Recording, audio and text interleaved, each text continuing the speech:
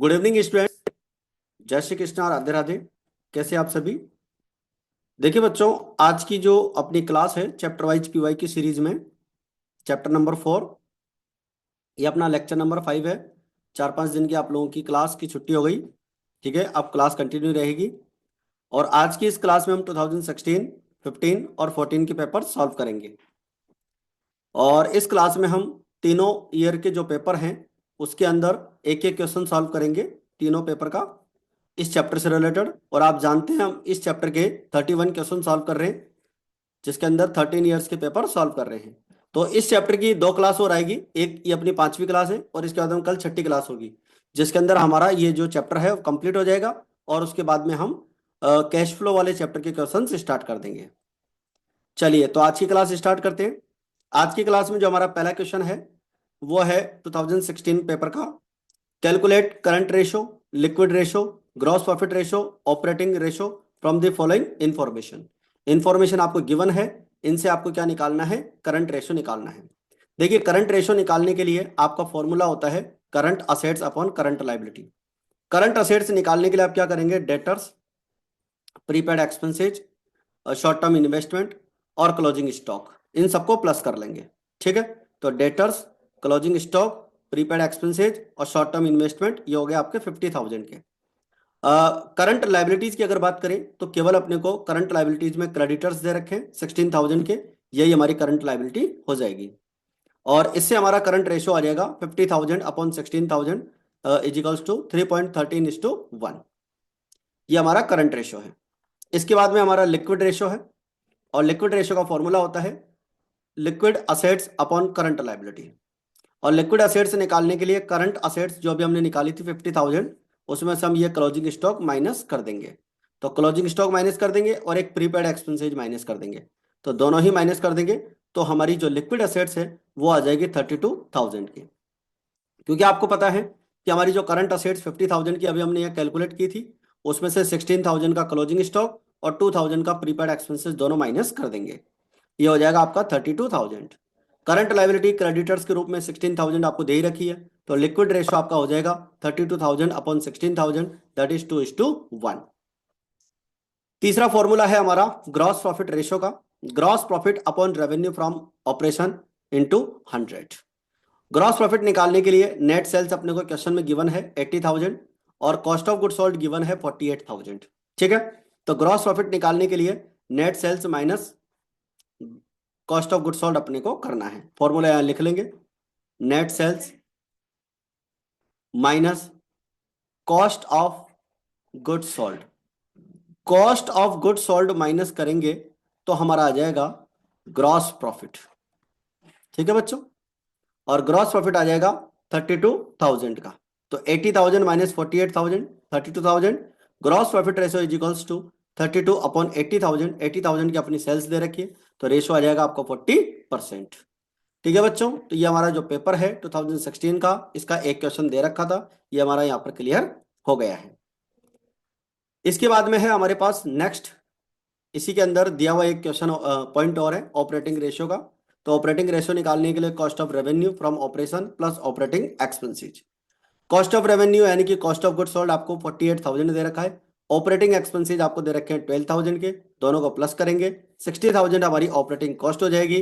Revenue from operation यानी net sales 80,000 की अपने को दे रखी है, तो इसमें 60,000 अपॉन 80,000 इंटू 100, ये आ जाएगा आपका 75%।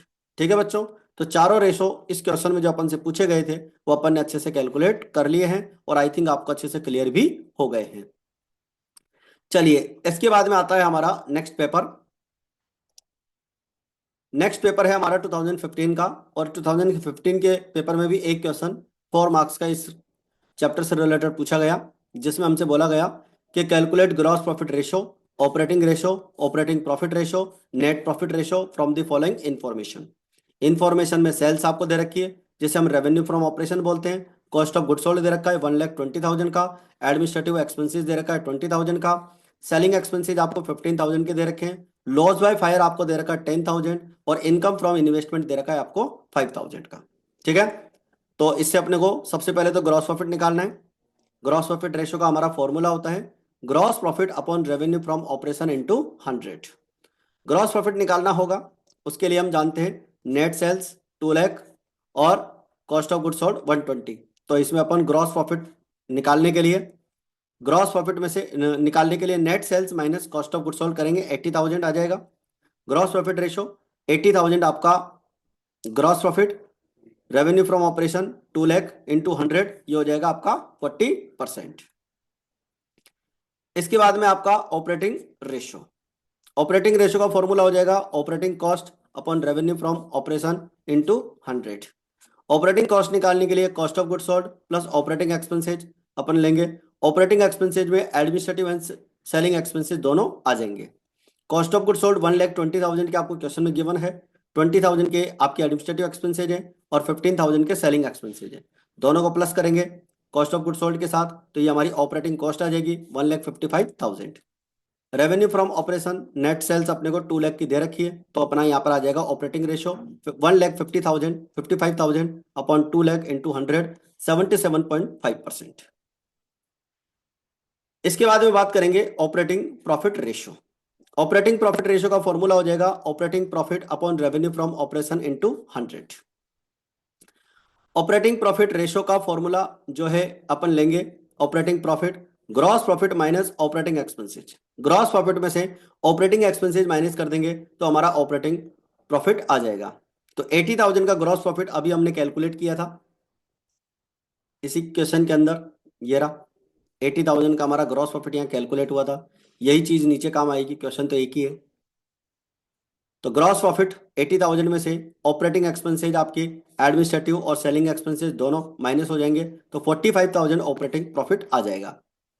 इसके बाद में रेवेन्यू फ्रॉम ऑपरेशन आपको 2 लाख का दे रखा है, ठीक है। तो 45,000 अपॉन 2 लाख इंटू 100, 22.5% आ जाएगा, ठीक है बच्चों। अच्छा, एक फॉर्मूला हमारे पास और भी है ऑपरेटिंग प्रॉफिट रेशो निकालने का, 100 माइनस ऑपरेटिंग रेशो। अभी जो अपने इससे पहले एक पॉइंट सॉल्व किया है ऑपरेटिंग रेशो का, देखो ये रहा, ये ऑपरेटिंग रेशो निकाला था अपन ने 77.5%, ठीक है। 100 में से अगर ये माइनस कर दें तो हमारा ऑपरेटिंग प्रॉफिट रेशो आ जाता है। तो 100 माइनस 77.5% माइनस करते हैं तो 22.5% हमारा ऑपरेटिंग प्रॉफिट रेशो आ जाता है। तो एक फॉर्मूला अपन ये भी यूज कर सकते हैं, लेकिन इसमें एक बात ध्यान रखने योग्य ये है कि हमारा जो ऑपरेटिंग रेशो है वो बिल्कुल सही होना चाहिए, क्योंकि अगर ऑपरेटिंग रेशो अगर आपका गलत हुआ तो डेफिनेटली ऑपरेटिंग प्रॉफिट रेशो भी इस फॉर्मूले से अगर निकालेंगे तो वो भी गलत हो जाएगा। इसके बाद में हमारा नेट प्रॉफिट रेशो, और नेट प्रॉफिट रेशो का फॉर्मूला होता है net profit upon revenue from operation into 100। तो नेट प्रॉफिट निकालने के लिए gross profit minus administrative expenses minus selling expenses minus loss by fire और इनकम फ्रॉम इन्वेस्टमेंट, ये आपकी नॉन ऑपरेटिंग इनकम है, इसको अपन प्लस कर लेंगे। तो ग्रॉस प्रॉफिट में से आपने एडमिनिस्ट्रेटिव एक्सपेंसेज माइनस कर दिया, सेलिंग एक्सपेंसेज माइनस कर दिया, लॉस बाय फायर माइनस कर दिया, और ऑपरेटिंग इनकम जो थी आपकी नॉन ऑपरेटिंग इनकम थी, इनकम फ्रॉम इन्वेस्टमेंट, वो आपने प्लस कर दिया है। 40,000 हमारा नेट प्रॉफिट आ जाएगा। रेवेन्यू फ्रॉम ऑपरेशन हमें 2 लाख का दे ही रखा है, तो 40,000 अपॉन 2 लाख इंटू 100, ये आ जाएगा हमारा 20%।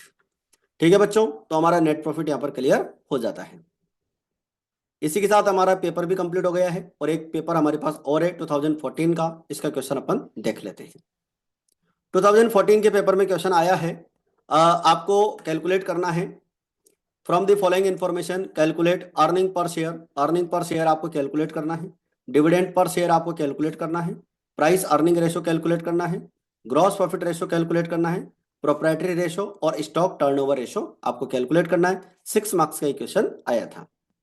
तो चलिए, क्वेश्चन में क्या क्या इंफॉर्मेशन है। Profit before tax, rate of income tax दे रखी 40%, प्रपोज डिविडेंड आपको दे रखा 25%। तो याद रखें, ये जो प्रपोज डिविडेंड होता है बच्चों, ये इक्विटी शेयर्स का होता है, ध्यान रखना, क्योंकि प्रेफरेंस शेयर्स की जो डिविडेंड की रेट है वो तो उसके नाम के आगे ही ऑलरेडी लिखी हुई होती है। तो ये जो अलग से रेट दी हुई है ये आपकी इक्विटी शेयर्स की है।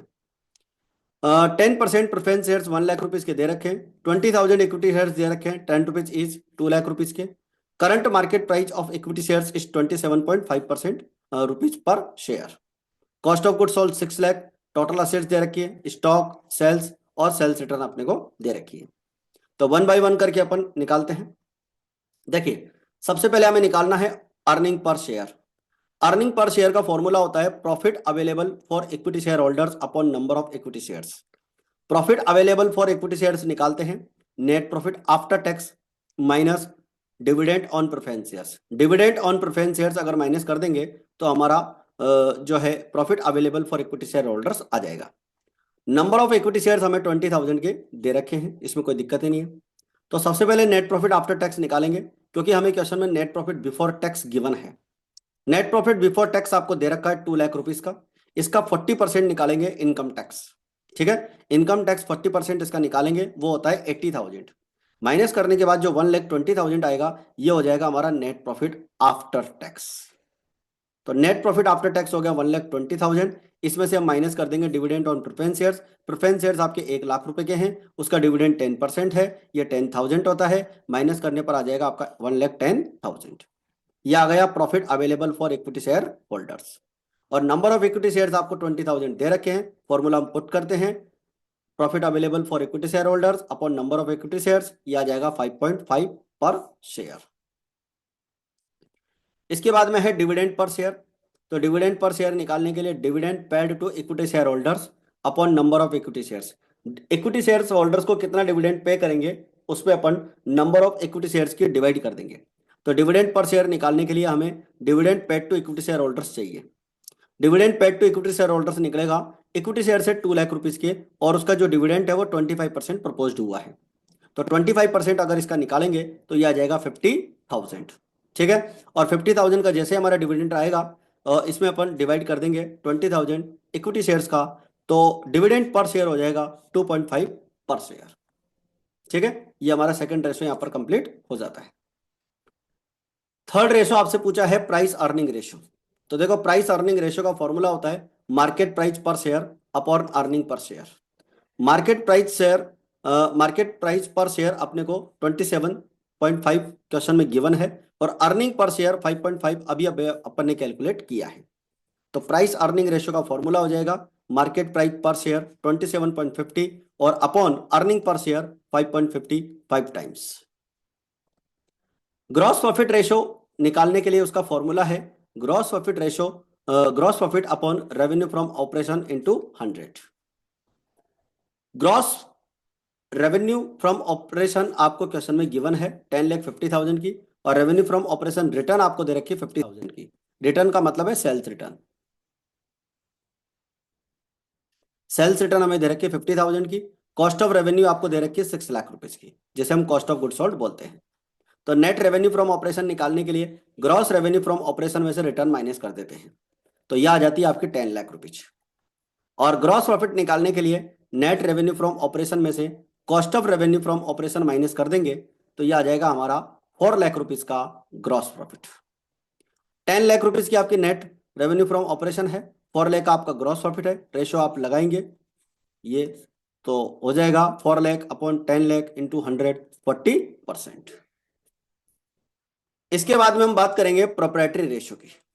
प्रोप्राइटरी रेशो का जो फॉर्मूला होता है बच्चों, proprietary fund upon total assets होता है। ध्यान रखना, कुछ बुक्स में जो है कैपिटल एम्प्लॉयड लिखा हुआ है, तो ध्यान रखना कैपिटल एम्प्लॉयड नहीं है। इसका जो फॉर्मूला है वो टोटल असेट्स है, ध्यान रखना। 10% प्रेफरेंस शेयर कैपिटल और इक्विटी शेयर कैपिटल दोनों को प्लस कर देंगे, यह हो जाएगा आपका इक्विटी शेयर होल्डर्स फंड। ठीक है, इक्विटी शेयर होल्डर्स फंड हो जाएगा आपका 3 लाख रुपीज का। टोटल असेट्स 5 लाख रुपीज अपने को गिवन है, क्वेश्चन में देख सकते हैं आप,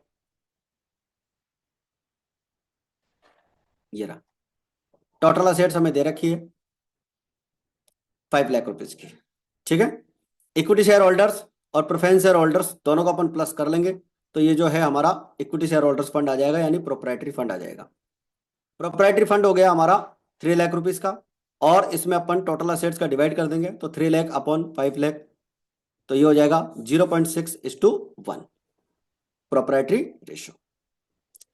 स्टॉक टर्नओवर रेशो का फॉर्मूला हो जाएगा cost of revenue from operation upon average stock.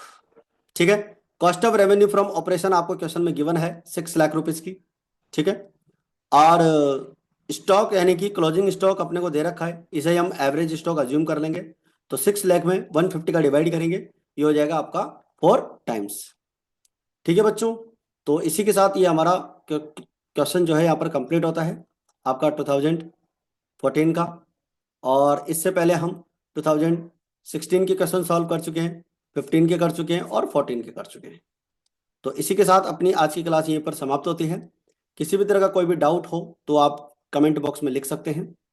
और चैनल पे अगर आप नए हैं और सब्सक्राइब नहीं किया है तो चैनल को आप फटाफट सब्सक्राइब कर लीजिए। ठीक है, तो मिलते हैं फिर अपन नेक्स्ट क्लास में। जय हिंद, जय भारत।